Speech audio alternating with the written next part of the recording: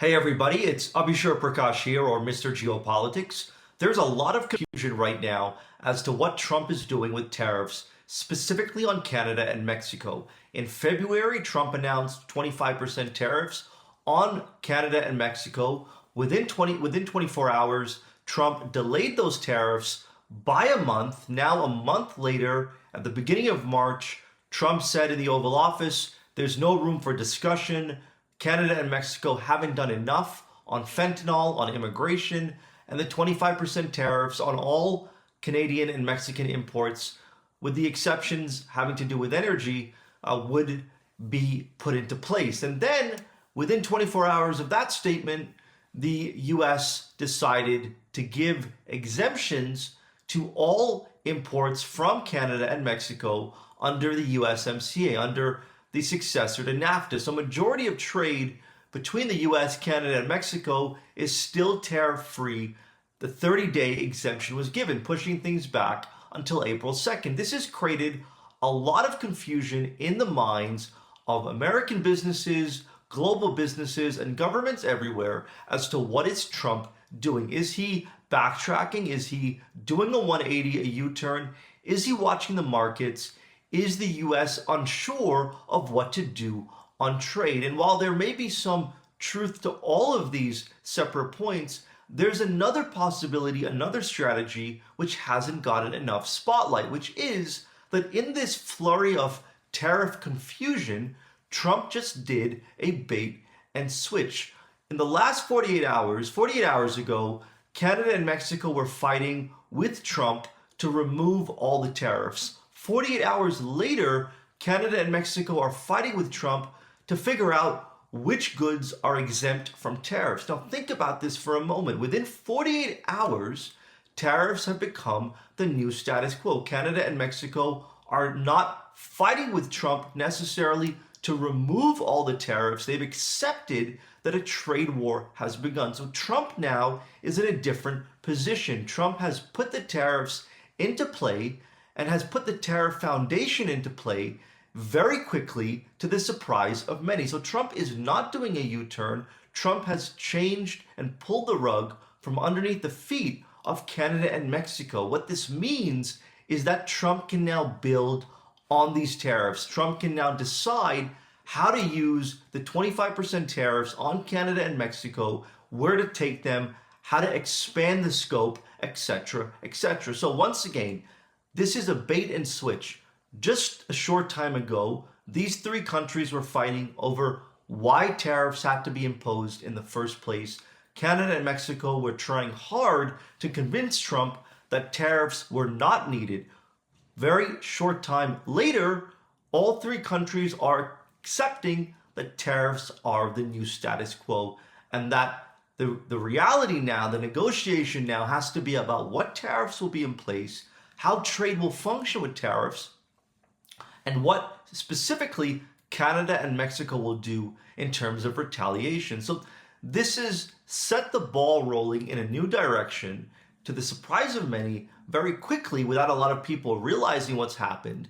And there are now four key takeaways to think about when it comes to tariffs. The first is that all eyes are now on April 2nd. On April 2nd, Trump will effectively launch a trade war with the world. That's how April 2nd has to be viewed. The moment Trump puts reciprocal tariffs on imports into the US from certain nations, it will jumpstart new trade friction with the entire globe. One country that Trump has called out repeatedly is India, where auto tariffs on US car exports exceed over 100%, according to Trump. So if America now puts an equally reciprocal tariff on Indian imports, like pharma exports, it could generate new friction between India and the US. So all eyes are now on April 2nd. The second takeaway is that the moment businesses have to deal with multiple trade fights from US Canada, US Mexico, US EU, US China, US India, and potentially US South Korea and US Japan, then companies are likely to pick which markets are more important to them, which trade fights are more important to them. And in the global outlook, Canada and even Mexico may take a back seat. So if last week American companies were putting pressure on the White House to abandon the tariffs on Canada and Mexico. That may not be the case if Trump is fighting a trade war with many other major economies. American executives may be more focused on pressuring Trump to abandon a fight with China or Europe or South Korea, for example. So this means that on April 2nd, out of the reciprocal tariffs, that Trump will have effectively removed a lot of resistance to his trade moves towards Canada and Mexico within the US market, as American companies have to decide which trade fights matter more. The third takeaway is that trade policy is now very sporadic and fluid. Trade policy, like foreign policy, has been a part of the government that's been effectively carved in stone. It hasn't changed much, even after decades. But now, in the case of the US, and therefore in the case of the entire world who's dealing with the US, trade policy could change in a matter of weeks or months, even days in the case of Trump. So the rest of the world is now entering a phase where they're going to have to create fluid trade strategies, sporadic trade strategies that can adapt and respond to the changing nature of what other economies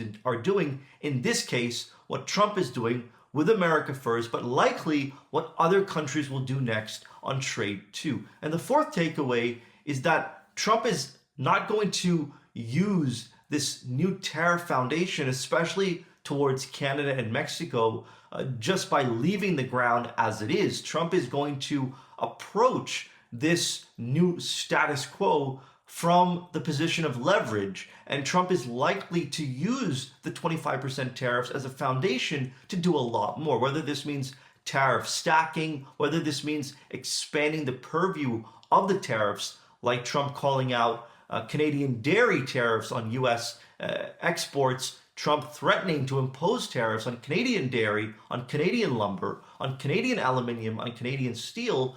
All of this is a sign that tariffs, the foundation of tariffs, are being leveraged to build something much bigger. So in Trump's mind, the bait and switch opens the door to doing a lot more. So while the rest of the world is confused and is trying to come to the conclusion that Trump may be unclear on what he wants to do, that Trump may be stumbling on trade, that Trump's trade ideas don't have teeth, this presents a very different perspective, which is, once again, that in the last 48, 72 hours, Trump has done a bait and switch. Trump has changed the entire conversation.